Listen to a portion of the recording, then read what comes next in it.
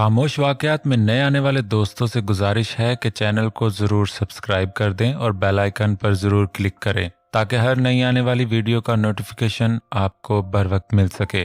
तो चलते हैं आज के एपिसोड की जानिब। तुम्हारा खेल खत्म हुआ धोखेबाज। अलीज़े ने शीशे के सामने खड़े दानियाल की गर्दन पर पिस्टल रख दिया।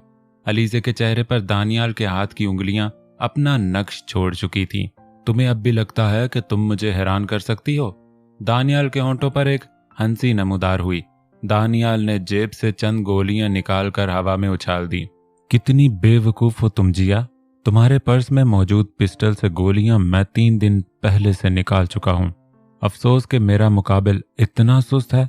कौन Jiya? I am Alizeh. Don't play with me. Daniyal ने अलीज़े के हाथ से पिस्टल खींचकर एक तरफ फेंक दिया। You are a cheater. Come on Jiya, be realistic.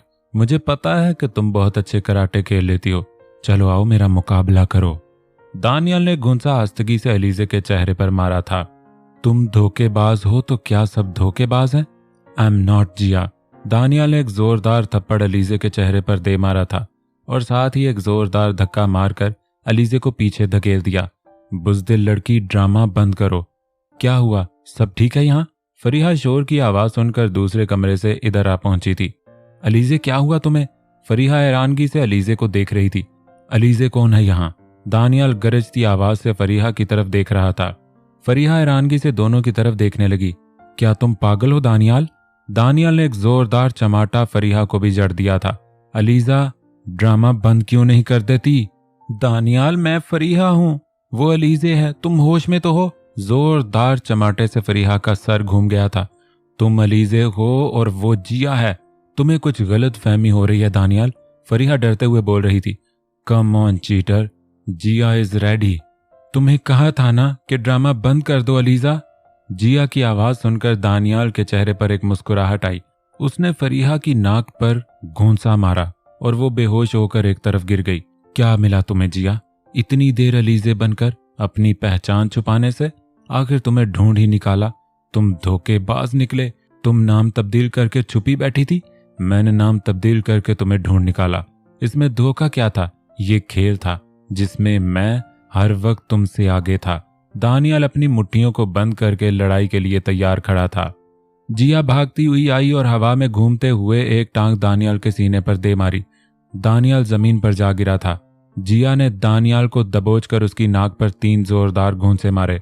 मुझे अंदाजा नहीं था कि तुम लोग इतना गिर सकते हो, जिया गसीली आवाज में बोली थी। दानियाल ने झटके से जिया को घुमार कर अपने नीचे दबोच लिया था। जिया ने जोरदार टांग पेट पर मारकर दानियाल को दूर फेंक दिया था। जिया भागती हुई दानियाल की तरफ आई। इससे पहले कि जिया की टांग दानियाल को लगती, दानियाल ने अपनी तरफ बढ़ती जिया की टांग को पकड़कर जिया को घुमाकर दीवार के साथ दे मारा था। जिया बेसुध होकर एक तरफ गिर गई थी। मैंने कहा था ना, you can't surprise me but I will surprise you every time. Daniyal माथे से बहता खून साफ करते जेरे लब मुस्कुरा दिया था। दानियाल ने जिया को रस्सियों में बांधकर गाड़ी में फेंक दिया। उसकी आंखों और मुंह पर पट्टी बंधी हुई थी। दाऊद, तुम मुझसे बात क्यों नहीं करते? मेरी बात सुनो तो दाऊद, मैं तुम्हारी बीवी हूँ, इस तरह मुझसे दूर क्यों भागते हो तुम? हरम मरियम के कमरे में मौजूद दाऊद का हाथ पकड़े उसे अपनी तरफ खींचने की कोशिश कर रही थी। अच्छा दाऊद सुनो तो, मैंने जो भी किया तुम्हारे और अपने बेहतर मुस्तकबिल के लिए किया था। सुनो तो दाऊद, तुम यहाँ से चली जाओ हरम, मरियम बीबी आने वाली हैं, उसने तुम्हें यहाँ देख लिया तो वो नाराज होंगी। ऐसे कैसे नाराज होगी? मैं बीवी हूं तुम्हारी, कोई भी मुझे तुमसे मिलने से नहीं रोक सकता। बीवी? क्या सच में? दाऊद हरम की आंखों में देख रहा था। तुम मुझे फरोख्त कर चुकी हो एक भारी रकम के एवज। दाऊद, मैं सच में नहीं जानती थी कि ये औरत इस हद तक चली जाएगी। मेरी बात सुनो, हम ये घर ही छोड़ देते हैं, कोई और काम कर लेंगे। ना भी करेंगे तो कोई बात नहीं, मेरे पास इतनी दौलत जमा हो चुकी है कि 2 साल हम घर बैठकर खा सकते हैं। हरम जल्दी जल्दी सरगोशियां करती हुई बोल रही थी। तुम पागल हो हरम? क्या तुम नहीं जानती कि इन लोगों ने जिशान लोगों के साथ क्या किया? वो जो मरियम बीबी का गार्ड कत्ल हुआ था, उसका क्या बना? इन लोगों के नजदीक मुलाजमीन की हैसियत गुलामों से ज्यादा नहीं है। हमें कुछ करना होगा दाऊद। ऐसा करो तुम, बस करो हरम, अगर तुम में इतनी ही सलाहियत और काबिलियत होती तो तुम यूं पैसों की लालच में अपने शौहर को फरोख्त मत करती। दाऊद ने हरम की बात को मुकम्मल होने से पहले ही काट दिया था। बेहतर है कि तुम यहाँ से चली जाओ।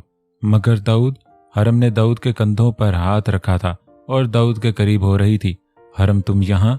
मरियम कमरे में दाखिल होते ही हैरानगी से हरम की तरफ देखने लगी थी। बाजी, वो मैं। हरम मरियम को देखकर एकदम घबरा गई थी। हरम, कितनी गलत बात है रात को किसी के कमरे में घुस जाना। अच्छा कहो, कैसे आना हुआ? वो बाजी, मुझे ना दाऊद से कुछ काम था तो। हरम, सारा दिन है तो काम करने के लिए, रात तो सुकून लेने के लिए होती है। क्यों दाऊद, सही कहा ना? मरियम तंजिया मुस्कुराहट के साथ हरम की तरफ देख रही थी। अच्छा हरम, यहाँ आओ, मैं बाहर तक तुम्हारे साथ चलती हूँ। वो क्या है ना, मैंने भी इस तरफ ही जाना था। हरम बेचारगी से दाऊद की तरफ देखने लगी थी और फिर ना चाहते हुए भी वो मरियम की तरफ चल पड़ी।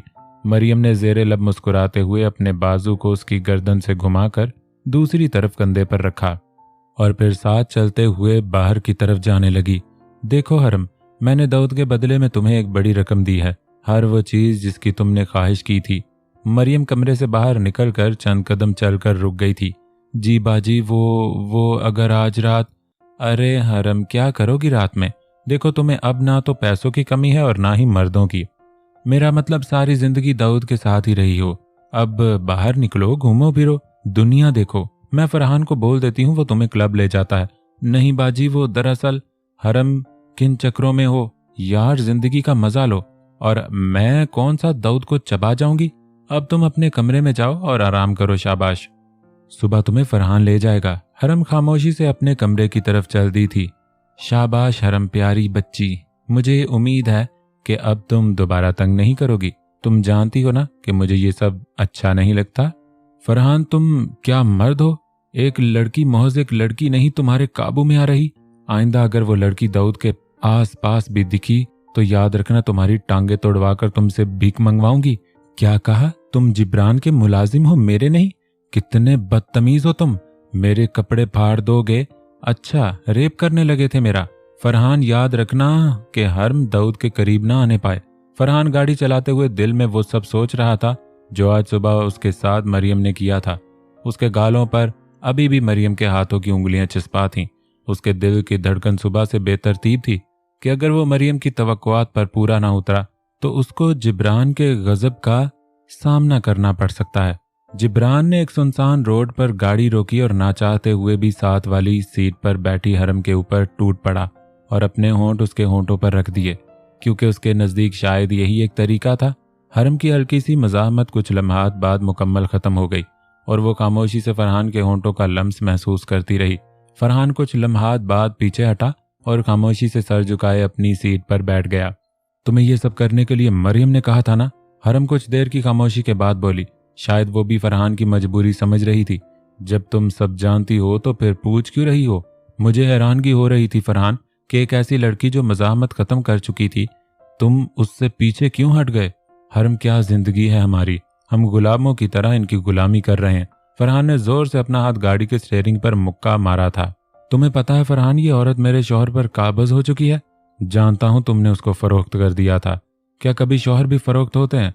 ये तुम्हें खुद से पूछना चाहिए। मैं ऐसा कुछ नहीं चाहती। तुम दौलत चाहती थी। क्या तुम दौलत नहीं चाहते थे?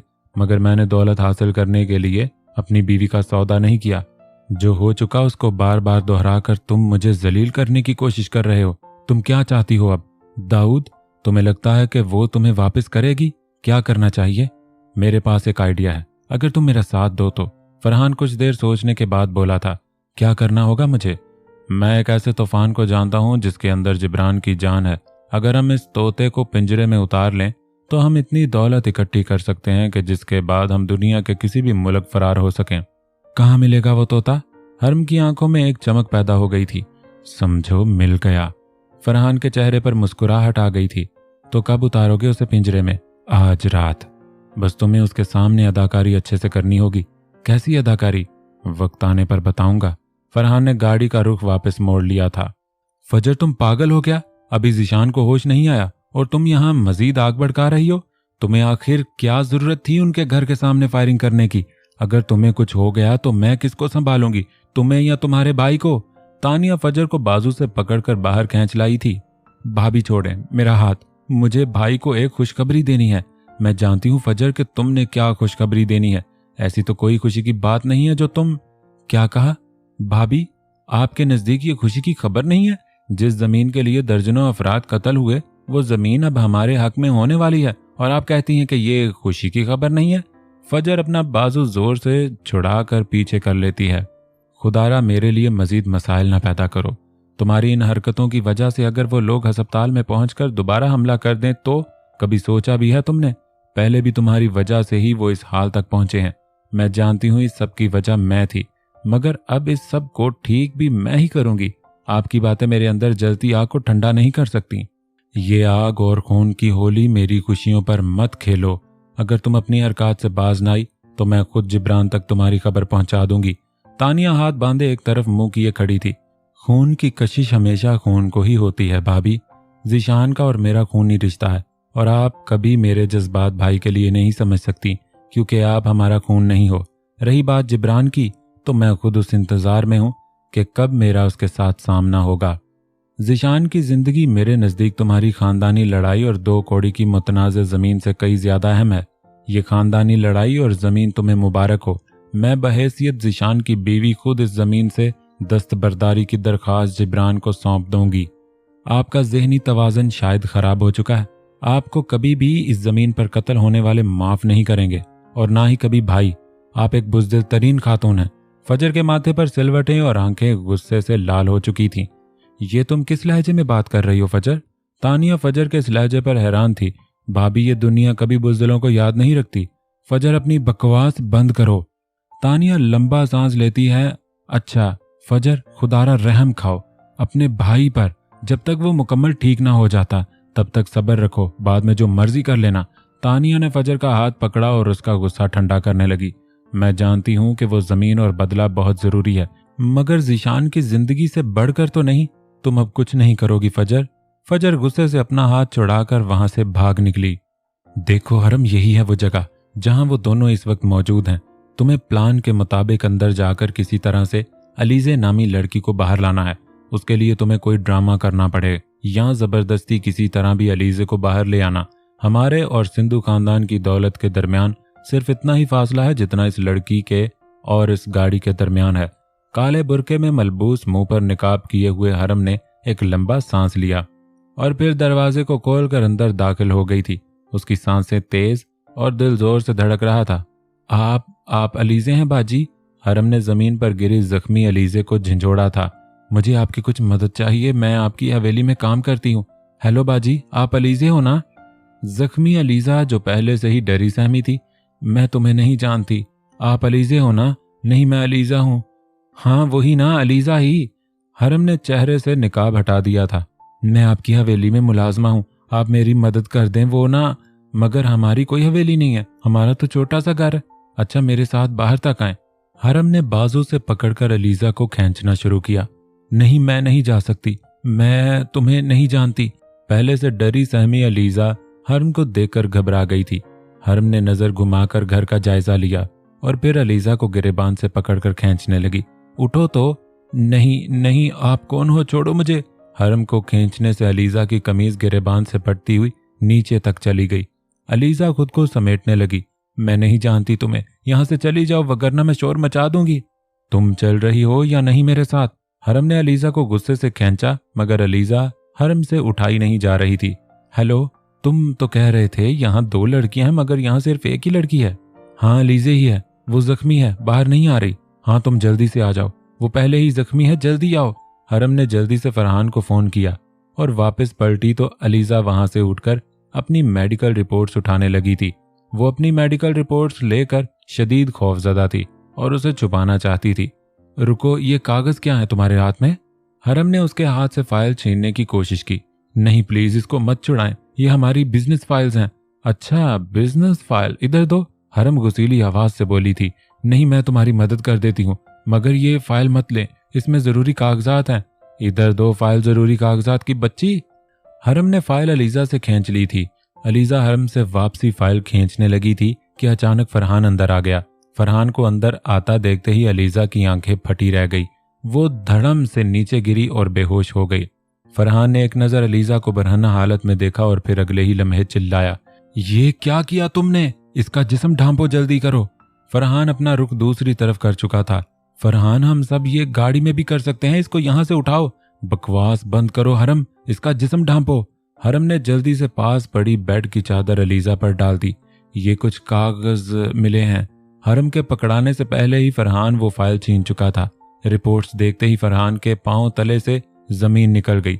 उसने जल्दी से अलीजा को गाड़ी में फेंका और गाड़ी अस्पताल की तरफ भगा दी। क्या ही अच्छा होता कि तुम हीरोइन बनने की बजाय वैसे ही तस्लीम कर लेती, कम से कम यूं जख्मी तो ना होती। वो कुर्सी पर बंदी जिया के करीब गया और उसके माथे से बहते हुए खून को साफ करने लगा था। पीछे हटो, मुझे हाथ मत लगाओ धोखेबाज। मैं सोच भी नहीं सकती थी कि तुम इतना बड़ा धोखा करोगे। जिया कुर्सी पर बंदी ही हिलने लगी थी। अरे मुझे खून साफ करने दो बदतमीज लड़की, ऐसे ही मरा गई तो। ज्यादा हमदर्दी मत करो धोखेबाज शख्स। जिया गुस्सीली आंखों से घूर रही थी। तुम अच्छे से जानती हो कि अगर मैंने धोखा ही देना होता तो मेरे पास बहुत से मौके थे। तुम कई रातें मेरे साथ गुजार चुकी हो। तुम्हारी शदीद तरीन ख्वाहिश के बावजूद मैंने तुम्हारे साथ कुछ ऐसा नहीं किया जिस पर अब तुम्हें शर्मिंदगी होती। ज्यादा उछलो मत, मुझे खून साफ करने दो। उसने कुर्सी पर बंदी जिया के गर्दन को अपनी बाहों में जकड़ लिया था। तुम धोखेबाज शख्स हो, वो सब अनजाने में हुआ था। अगर मुझे हकीकत पता होती तो पहले दिन ही तुम्हें खत्म कर देती। अनजान तुम थी जिया, मैं अनजान नहीं था। मैं तो अच्छे से जानता था कि तुम सिंधु खानदान की लड़की हो जिसने मेरे बाप, भाई, चचा और हमारे कई वफादार साथियों को कत्ल कर रखा है। मेरे पास बहुत ही अच्छा मौका था कि मैं तुम्हारे साथ जिनसी ताल्लुकात कायम करके तुम्हें छोड़ देता, जिससे सिंधु खानदान का गरूर खाक में मिल जाता। तुम्हें क्या लगता है ये सब मैं होने देती? तुम तैयार थी जिया, तुम मेरे जज्बात के साथ खेल रहे थे, नाम बदलकर, पहचान बदलकर। इससे बड़ा धोखा क्या हो सकता है? जिया की मुजाहमत खत्म हो चुकी थी। वो आराम से बैठी सर पर मरहम पट्टी करवा रही थी। मेरा नाम दानियल हो या शहान, इससे फर्क नहीं पड़ता। तुम भी तो जिया से अलीजे बनी हुई थी। अब तुम मुझसे क्या चाहते हो? तुम्हारे रास्ते अलग हैं। जो होना था हो चुका। तुम अपने रास्ते में अपने रास्ते। कितनी आसानी से तुमने कह दिया कि हमारे रास्ते अलग हैं। तुम्हारे रास्ते मुझसे अलग हो सकते हैं, मगर अब तुम्हें इस रास्ते को छोड़कर उस रास्ते पर ही चलना होगा जिस पर मैं तुम्हें ले आया हूं। क्या मतलब है तुम्हारा? मुझे खोलो और जाने दो। अगर ये खबर जिब्रान तक पहुंच गई तो तुम्हारी खैर नहीं। 6 महीने लगे थे मुझे ये पता करने में कि तुम किस शहर की किस यूनिवर्सिटी में हो। फिर मैंने अपना नाम तब्दील करके इसी यूनिवर्सिटी के इसी डिपार्टमेंट में दाखिला लिया। तुम्हें क्या लगता है कि मेरा अलीजा, जो कि फरीहा बनी हुई थी, उससे मिलना और उसके जरिए तुम तक पहुंचना महज इत्तेफाक था? नहीं, हरगिज नहीं। ये सब मंसूबाबंदी थी। एक एक वाकया जो तुम्हारे साथ पेश आया वो सब पहले से तरतीब शुदा था। यहाँ तक कि अलीजा की किसी और लड़के साथ दोस्ती के पीछे भी मैं ही था। मुझे शहर आने से पहले ही अंदाजा हो गया था कि तुम यहाँ अलीजे और अलीजा यहाँ फरीहा नाम इस्तेमाल करती है, और ये भी कि अलीजा थोड़ी अय्याश परस्त है। पहले तो मैंने अलीजा को अपने पैसे से अय्याशी करवाई, और फिर जब तुम तक पहुंच गया तो खुद ही एक और लड़का अलीजा के पीछे लगा दिया, जो मुझसे कई ज्यादा पैसा अलीजा पर खर्च करता रहा। वो तमाम पार्टीज, डिनर सब पहले से तरतीब शुदा थे, और किस्मत की मेहरबानियां देखो, मेरी कमान से निकला हर तीर हर बार निशाने पर जा लगा। शहान जेरे लब मुस्कुराहट के साथ पिछले कदम चलता हुआ जिया के बिल्कुल सामने रखी कुर्सी पर बैठ गया था। जिया ने तंजिया अंदाज में इंकार में सर हिला दिया था। इस पूरी कहानी का मतलब यही है कि तुम एक धोखेबाज शख्स हो जो अपनी चालाकियों से मेरे करीब आ चुका था, और मैं नादानी में तुम्हें पहचान न पाई। चालाक इंसान जितनी जल्दी किसी के दिल में जगह बनाता है, उतनी ही रफ्तार से वो दिल से निकल भी जाता है। मेरे बाबा सही कहा करते थे कि बाजवा खानदान धोखेबाज और मक्कार है। क्या कहा? धोखेबाज? शहान जोर से हंसने लगा था। अगले ही लम्हे उसकी आंखें गुस्से से लाल हो गई और माथे पर सिलवटें आ गई। तुम जानती हो जिया, जिस रात तुम मेरे साथ नीम बरहन्ना हालत में एक ही बिस्तर में लेटी हुई थी, उसी रात मेरा भाई जिशान तुम्हारे भाई की गोली लगने से जख्मी हालत में अस्पताल में था, और डॉक्टर्स के मुताबिक उसके बचने के इम्कानात सिर्फ 2% थे। उस वक्त भी मैंने तुम्हारे साथ कुछ गलत नहीं किया, बल्कि तुम्हें महसूस तक नहीं होने दिया, वगरना मैं चाहता तो अपने भाई के बह चुके खून का बदला तुम्हारे इस खून से ले सकता था, जिसके बह जाने के बाद तुम हमेशा खुद को कोसती रहती, और तुम चाहकर भी कभी मुझे तलाश न कर सकती कि आखिर मैं कौन हूँ। मैं चाहता तो तुम्हें पहले दिन अगवा कर सकता था, कत्ल कर सकता था, या जो भी मेरा दिल करता, और तुम और तुम्हारा पूरा खानदान कभी ना मुझे ढूंढ पाते, क्योंकि ना तो तुम मुझसे वाकिफ थी और ना ही तुम्हारा खानदान। जिस तरह तुम्हें इस लड़ाई से दूर रखने के लिए बचपन से ही घर से दूर रखा गया था, इसी तरह मैं भी बचपन से घर से दूर रहा, क्योंकि मेरा भाई कभी नहीं चाहता था कि मैं इस आग में कूदूं। सोचो, मैं तुम्हारे भाई के सामने भी आ जाता तो वो मुझे पहचान ना पाता, क्योंकि माँ सिवाय चंद अफराद के कोई जानता ही नहीं कि बाजवा खानदान का कोई लड़का शहान नाम से भी है। और यूनिवर्सिटी में भी मेरा कोई रिकॉर्ड मौजूद तक न था, सिर्फ एक फर्जी सा यूनिवर्सिटी कार्ड जो चंद रुपयों में बन जाता है।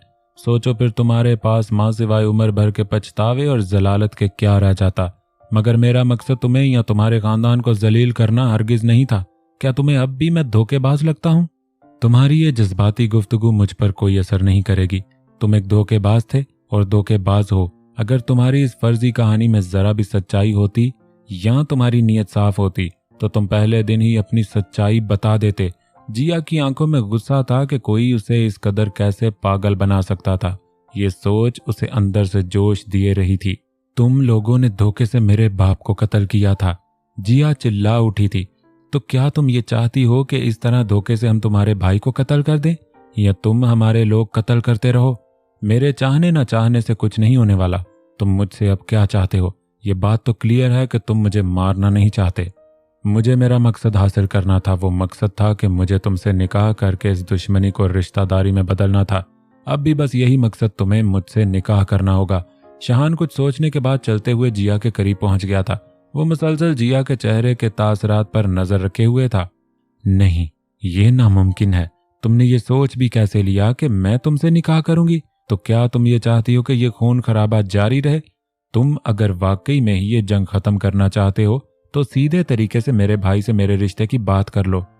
तुम्हें लगता है जिया कि वो कभी मानेगा? तो तुम्हें लगता है कि मैं इसकी मर्जी के बगैर किसी से शादी कर सकती हूँ? मुझे बचपन से उसने इस जंगो जदल से दूर रखा है, मेरी हर ख्वाहिश पूरी की है। मैं इसकी मर्जी के बगैर ऐसा कुछ करने का सोच भी नहीं सकती।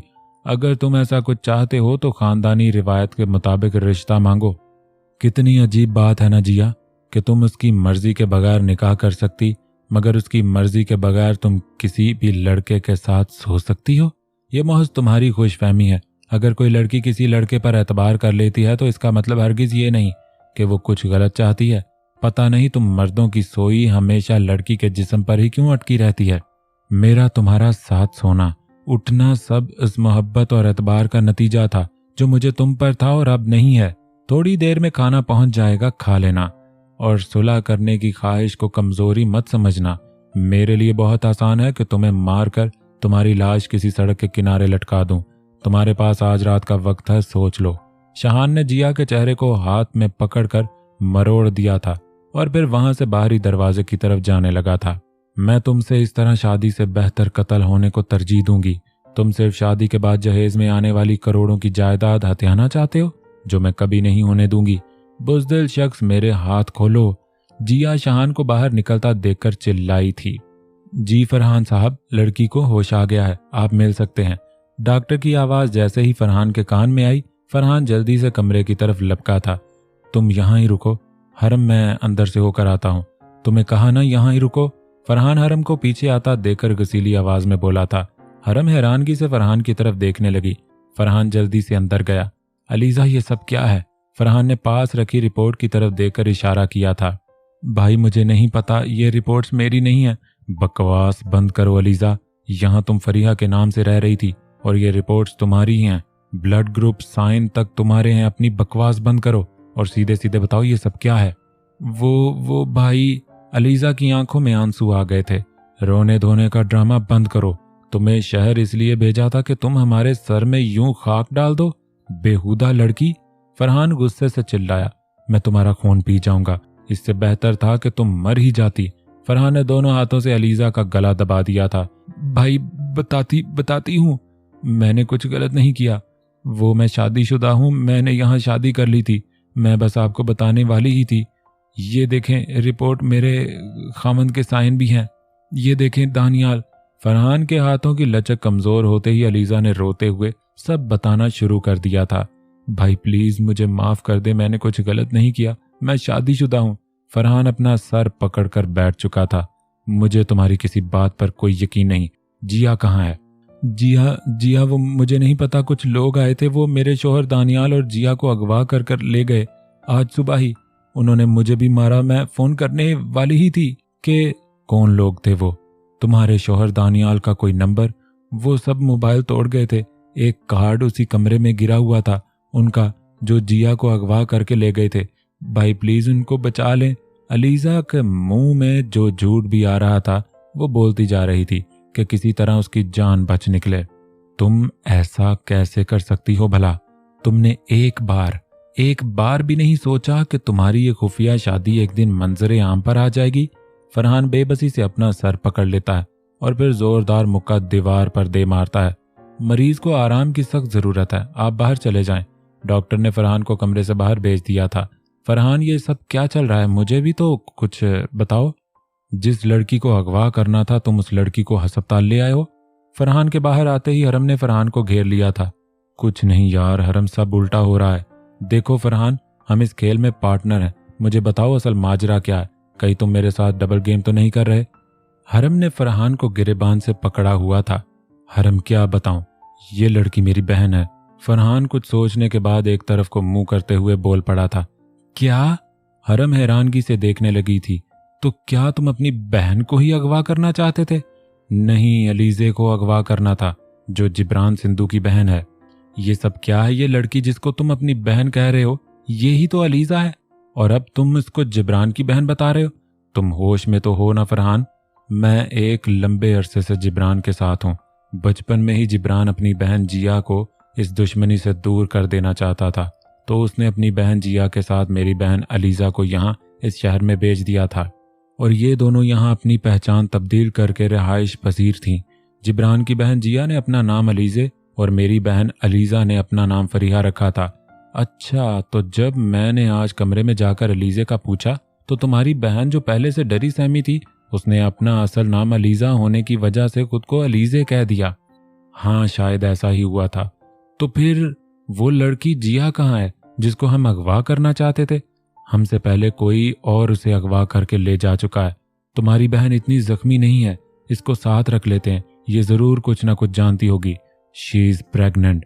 क्या? ज्यादा हैरान होने की जरूरत नहीं है, उसने यहाँ शादी कर रखी है, और वो लोग जाते जिया के साथ उसके शोहर को भी अगवा करके साथ ले गए हैं। तुम्हें कमरे से कोई कार्ड मिला? हाँ मिला था, गाड़ी में रखा हुआ है। तुम रुको, मैं देख कर आता हूँ। फरहान जल्दी से भागता हुआ गाड़ी की तरफ गया था। हरम वहां ही खड़े उस सारे वाक़े को समझने की कोशिश कर रही थी। अगर तुम्हें इतने अरसे बाद हमारी याद आ ही गई है तो फिर दुश्मनी अच्छे से निभाना तुम्हें जैसे तैसे भी करके इस लड़की से शादी करनी होगी। एक दफा सिंधु खानदान की बेटी हमारी बहू बन जाए, फिर देखना इनका गरूर कैसे खाक में मिल जाता। तुम हमारी फिक्र ना करो। क्या वाकई तुमने उन तक खबर पहुंचा दी है? अब तक उनको बहुत मिर्चें लग चुकी होंगी। जब भी तुम्हारा दिल मोम होने लगे, अपने बाप और भाई के बहते खून को याद कर लेना। उनकी गुंडागर्दी आखिरी सांसों पर है। अच्छा ठीक है, अपना ख्याल रखना। फजर ने फातिहाना मुस्कुराहट के साथ फोन बंद किया था। जिब्रान, तेरी निकाल दूंगी गुंडागर्दी, तू कभी मेरे सामने तो आ। फजर मुंह में बड़बड़ा रही थी। क्या हुआ फजर? वो क्या कह रहा था? तानिया फजर के चेहरे पर हंसी देखकर ही समझ गई थी कि दाल में जरूर कुछ काला है। कुछ नहीं भाभी, बस सिंधुओं की बेटी को अगवा कर लाया है शहान। क्या? उसे ये अभी करना था? तानिया सिंधु खानदान का मतवक्का रवैया सोचकर ही घबरा गई थी। आखिर तुम लोग क्यों हमारे दुश्मन बन चुके हो? पहले हमारी सारी दुश्मनी जमीन की थी, अब इस दुश्मनी में औरत भी शामिल हो गई है। अब हुई है दुश्मनी गहरी, अब आएगा मजा। फजर तंजिया अंदाज में हंसी। बाहर 4 गार्ड्स हैं, आप यहाँ ही रुकें, मैं कुछ जरूरी असलहा और सामान घर से ले आऊं। बेहतर है कि तुम यहाँ वापस मत आना। तानिया ने बिस्तर पर लेटे जिशान के सर पर हाथ फेरा था, जो अभी तक नीम बेहोश था। मुझे बेहतर पता है कि मुझे क्या करना है। आप अपने मशवरे अपने पास रखें और मुझे। इससे पहले कि फजर की बात मुकम्मल होती, बाहर से जोरदार गोलियां चलने की आवाज आने लगी थी। लो, आ गए वो। यही चाहते थे ना तुम लोग? तानिया घबराहट से बोली। वो यकीनन यहाँ मुझे ही ढूंढने आए हैं। आपने अगर बताया तो मैं भूल जाऊंगी कि आप मेरी भाभी हैं। फजर जल्दी से अलमारी में छुप गई थी। मुझे किसी तरह चंद गोलियां मिल जाएं काश। फजर ने बेबसी से अपने पिस्टल की तरफ देखा जिसमें एक गोली ही बाकी थी। चंद ही लम्हात में 4 नकाबपोश अफराद गार्ड्स को कत्ल करके उनके कमरे तक पहुंच गए थे। तुम फजर हो क्या? नकाबपोश गुस्से से बोला। नहीं, वो यहाँ नहीं है। कहाँ है फजर? मुझे नहीं पता, तानिया डरते हुए बोली थी। तुम्हारा बाप भी बताएगा कि फजर कहाँ है। एक नकाबपोश ने पिस्टल तानिया के सर पर रख दिया था। फजर ने घबराहट से थूक अंदर को निगला। मैं ही हूँ फजर। नकाबपोश ने एक दूसरे की तरफ देखा और फिर बिस्तर पर लेटे जिशान के सर पर पिस्टल रख दिया था। इसे कुछ मत कहो, ये पहले ही मर चुका है, प्लीज इसे कुछ मत कहो, तानिया रोते हुए बोली थी। मैं बताती हूँ, फजर फजर वहाँ अलमारी में है। तानिया ने रोते हुए अलमारी की तरफ इशारा किया था। उसके लिए जिशान की जिंदगी से ज्यादा कुछ भी अजीज नहीं था। जैसे ही निकाहपोश खिड़की की तरफ गए, फजर ने दरवाजा खोलकर उन पर बची इकलौती गोली चला दी जो एक नकाबपोश के बाजू पर लगी। दूसरे ने फजर को झटके से बाहर खींचा और फिर दोनों बाजू मरोड़ते हुए पीछे से दबोच डाला। एक नकाबपोश ने तानिया को पकड़ा और बाहर ले जाने लगे। आ गया ना बुज़दल अपनी औकात पर, हिम्मत है तो खुद सामने आए, फजर चलते चलते बोली थी। खामोश लड़की, तुम्हारी आवाज नहीं आनी चाहिए। उन्होंने तानिया और फजर दोनों को गाड़ी में फेंका और वहां से चल दिए। सारी बनी बनाई गेम चंद लम्हात की देर से खराब हो गई। काश हम ये सब कुछ देर पहले कर लेते तो अब अरबों के मालिक होते। फरहान ने बेबसी से माथे पर हाथ रख लिया था। वो शाम से उसी कमरे में मौजूद थे जहां से जिया को अगवा किया गया था। शहान अपनी और जिया की शादी की झूठी खबर उन तक पहुंचा चुका था जो फरहान से होती हुई सिंधु पैलेस चली गई थी। आखिर वो उसको कहां ले जा सकता है और दानियाल को उसने अगवा क्यों किया? घंटों कोशिश के बाद भी वो कोई सुराग नहीं लगा पाए थे। मुझे एक बात की समझ नहीं आई फरहान, तुम इतनी देर से जिब्रान के साथ हो, फिर अब अचानक से इनकी मुखालफत पर क्यों उतर आए हो? हरम ने सुबह से अपने दिमाग में हलचल मचाता सवाल आखिर पूछ ही लिया था। हरम, मुझे जिब्रान के पैसों का कोई लालच नहीं, मुझे सिर्फ इस बेइज्जती का बदला लेना है जो एक अरसे से मरियम कर रही है। अब तो यहाँ तक कि उस औरत ने मुझे थप्पड़ भी मारा। मैं उनका मुलाजिम हो सकता हूँ मगर गुलाम नहीं।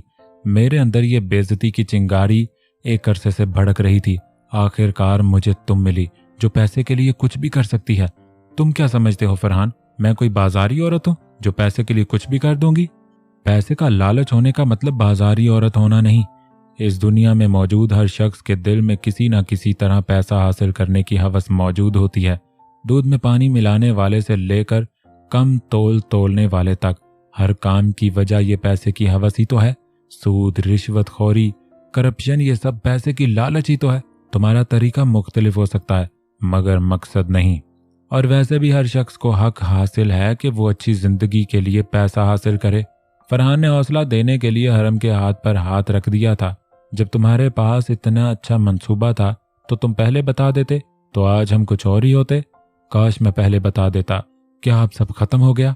नहीं, हमें इंतजार करना चाहिए और जरूर अलीजा से या हमसे राब्ता करने की कोशिश करेंगे क्योंकि दानियाल भी तो उनके पास ही है।